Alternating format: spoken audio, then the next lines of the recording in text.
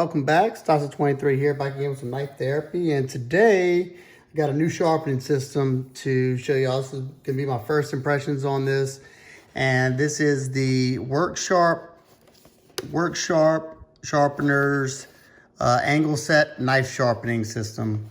And I was very intrigued when I saw this at on the video of Blade West this year. And the reason why it got me so excited is because one of my favorite systems to touch up my knives is my Spyderco Sharpmaker. And this thing does a little bit more than the Sharpmaker, and if it works as it's intended, it could be, you know, a Sharpmaker killer in my opinion. This guy right here comes in at $49, and the Spyderco Sharpmaker comes in at $68. Let's kind of go over what this guy does different than the Sharpmaker and what, like, the reasons why it kind of drew me. It has the same type of, you know, where you can kind of put it all in its base or whatever, like the Sharpmaker does. It also has some rubber feet. That's something that the Sharpmaker doesn't have. So when you put it on your table, it doesn't want to slide. My Sharpmaker, as it is right now, I have mine I'll clamp it down to the table just so I can use both hands if I want to make sure I'm keeping that blade straight up, or I don't have to worry about it sliding around, or I don't have to hold it if I don't want to. So how this thing works, it opens up like this. And then you can, let's see if I can, you can slide these out. You don't have to. If you want to leave it like that, you can. But I just take those off. And then this is how it sits into the base. As you see, these little magnets right here, I think they're earth magnets. They're pretty strong. You pull this out right here. This little thing allows this to butt up against it so it doesn't, you know, want to wiggle or anything. And here's the first thing that this has, the Sharpmaker. It doesn't, as you can see the numbers on here, if you put it in these first two right here, let me show you. The first two slots, so you have these little things. These things turn, and the things rotate. So you open these up, put them in the first two slots. Like, let's see, I've done this one. First two slots after you've chosen whatever stone you start with. And this is 15 degrees, which the Sharpmaker has 15 degrees. And the Sharpmaker also has the next one, 20 degrees. And that's 20 degrees per side, 40 degrees inclusive. So you have your 40 degrees right there. Now that's where the Spyderco Sharpmaker stops. And that can be limiting because the Sharpmaker is allowing you to put a micro bevel on a knife. And if your bevel is wider, if it's more obtuse, I think it is. Yeah, more obtuse than 40 degrees per side, 40 degrees inclusive, then it's not going to do you any good on that 40 degrees unless you cant the knife to the side, and you know that can be kind of tricky, especially if you don't know what you're doing. So this one steps it up a notch, and you can go all the way to 25 degrees. If the knife is more than 25 degrees per side, I'm probably not going to keep it. I like my knives to be nice and slicey, and 25 is pretty much, I think that's around about where a hinder is. That's about the farthest I will go personally. But it also has, you know, the genius idea of this. If you see, I don't know, let's see if I can show you this. You also have some numbers on the bottom. You can also go to 17.5 degrees and 22.5 degrees. And that's really cool. And you can do that by putting it in that same slot. You'd put it in 15 degrees on this side, and then the next side you put it on the next one over, and that gives you 17.5 degrees. And then for the 22.5, do the same thing, leave it in that one and pull it all the way to the end, and that gives you 22.5. So you got three more angle options than the Sharpmaker. So right there, you know, you're getting more options.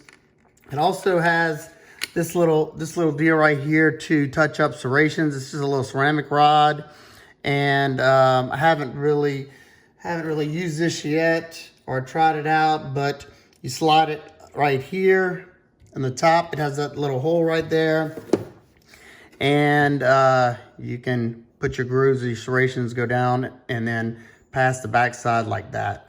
So I'm sure you could, you know, if you had to in a pinch, you could do that. I don't personally own any knives with serrations. I don't really enjoy using them, but that's just my prerogative. The next thing that it has that the Sharpmaker doesn't have, well, let's go over the stones.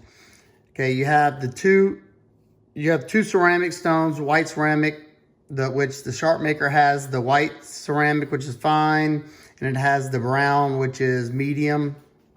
So this one has a fine ceramic. Then you have, let's see, gotta look. You have a fine diamond and a medium diamond. And I think it says, let's see. But yeah, your medium diamond's 400 grit, your fine diamond's 800 grit. So what that allows you to do with the Sharpmaker, you're not gonna really be able to reprofile a knife.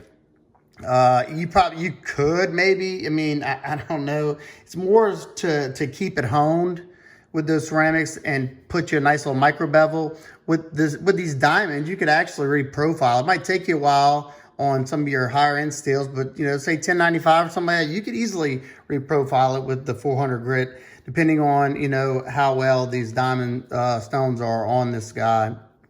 I like how you can turn these to set whichever one you want, and you can can it kind of sideways like the Sharpmaker stones are, or you could put it straight up.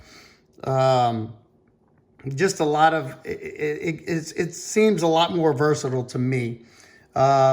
Pretty well made. Now I'm going to show y'all, you know, that's all the differences. You know, it's cheaper than the Sharpmaker. It's got some extra stuff on it. Now, the Sharpmaker, I know from experience that their ceramic stones are very high quality. I don't know where they're purchasing theirs or how quality they are, but I will show y'all one thing that I noticed right off the back. I was just playing around with it the other night, and I was gonna put a micro bevel on one of my knives with the ceramic stones only, and I went to the, let's go to the 20. And let's see if y'all can hear this. Let's see. Okay, got it set up. I'm gonna try to hit it as straight as possible, but looking through this camera, can't make any promises. I should have probably came in on the side, but okay, got it set up. We're gonna use this open L right here because it needs to be sharpened anyway. I got it completely dull. But listen to the way it sounds when I do the right side.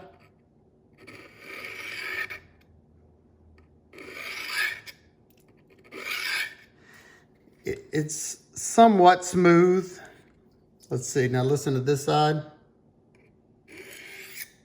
That's a lot smoother. Now, it could be that these things take a break-in period. I don't know, but it almost sounds like on this side that the ceramic stones maybe have like a micro burr or something on the outside of this. And whenever the first swipe I did like this on the right side like that, it was like catching and like feeling like it was trying to cut into it. So I'm hoping that that is just something that takes a little breaking in. I don't know. That's something I'll have to let y'all know once I have used this thing extensively and actually get a few knives sharp, just so I can see how long it takes and how well it works. I know exactly how long it takes me to touch up something on the Sharpmaker. I'm feeling right now, and it feels like I may have like a workable edge on here now. Of course, I don't have any paper nearby. Let's see. Let me grab some paper real quick. Before, I know this knife couldn't cut anything, but let's see if I did anything to it with those couple passes. Look at that. Not bad at all. I'm actually pretty impressed. Huh. Didn't expect it to do anything, but I mean, this open nail is very thin. It shouldn't be hard to put a nice little micro bevel on here, especially that I went to 20 degrees. I don't know exactly what these are set at, but if this thing does, you know, what it's designed to do and does a good job, I definitely think this could be a work sharp killer. I mean, the Sharpmaker killer, because it has more versatility. It's about $18 cheaper, and it is $18 cheaper. Seems to be pretty quality made. Another thing that I've noticed on this, the slots are pretty darn tight, and those magnets are pretty strong. So this is not going to move at all going this way or this way, changing your angle.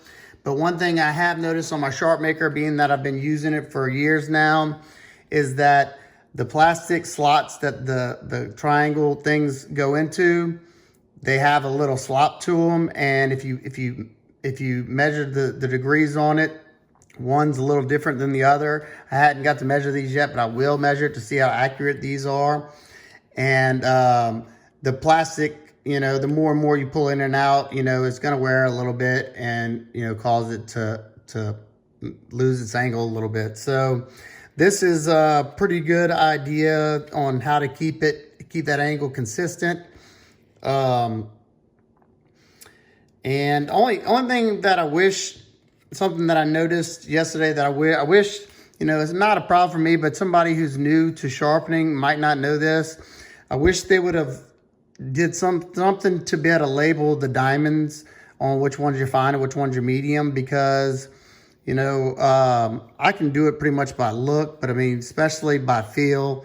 You can feel that this is the coarse one, and you can feel that this is the fine diamond. And of course, you should know ceramic, being it's white. But pretty excited. I love how easy it is to just close it up like that and put it back. Let's see, you can just put it back in its home. You can put this side this way because you're gonna catch it in these magnets, and the way that this thing's cut out in the middle, it can only go one way, because watch, let me show you. You set it down like that. I think it goes this way. Let's see. Yeah. See how it has the cutout like that on this side, and it doesn't have it on this side. So that cutout is to allow this to fit in there. So you can only put this one way. Then you just slide this. You got to put this at a 90-degree angle to be able to slide it back on. And once you slide that on, you close that side. You go to this side, 90-degree angle, slide it back on, and then lock it there. Now, the locking isn't that great. I mean, it doesn't hold that well, but it does, you know, it does its job. I wouldn't flip it upside down, even though it wouldn't probably fall out because the magnets are pretty strong. But it's definitely compact. Like I said, I love the little rubber feet on there. That is an excellent, you know, I love the way, you know, it's not going to slide on me. And I think it's pretty cool. Definitely cool to put it in a pack or something. You know, whenever I go hunting, this will probably go in my hunting backpack, especially if it turns out to work as good as it should. Because I do like their, you know, I have the field sharpener. That's what stays in my pack as is, but this works as good as it should. The field sharpener will probably go and stay in my truck, and this one will probably go in my bug out bag / hunting bag. All right, if you have any questions, comments, concerns, please leave them down below. Let me know what you think about this. If you have one of these, let me know if your ceramics took any breaking in. Like mine, like I said, the first several passes felt real rough and felt like it was cutting into it. And it's gotten a lot better now, but that's just a word of, you know, some words of warning right there. You may want to start with a junk knife just to make sure it's, you know, you break it in properly. I would do that on every one of the stones just to make sure, you know, one stone doesn't have some, you know, extra grit on the side. The diamonds could be a little bit extra on the side. I don't know. You don't want to go and ruin one of your knives, you know, because it wasn't broken in yet. Alrighty, if you like my videos, please give them a big thumbs up so I know y'all are enjoying it. I'd love to have a discussion down in the comment section about this with y'all. Let me know what y'all think. If you own this or the Sharpmaker, which one's your favorite? If you own both. If you like my videos in general and you're not already, hit that subscribe button. You don't want to miss any content. I try to do at least 3 videos a week. I've been only hitting about 2 because I've been busy, but try to do better. All right, guys and girls, I will see y'all in the next one. Peace.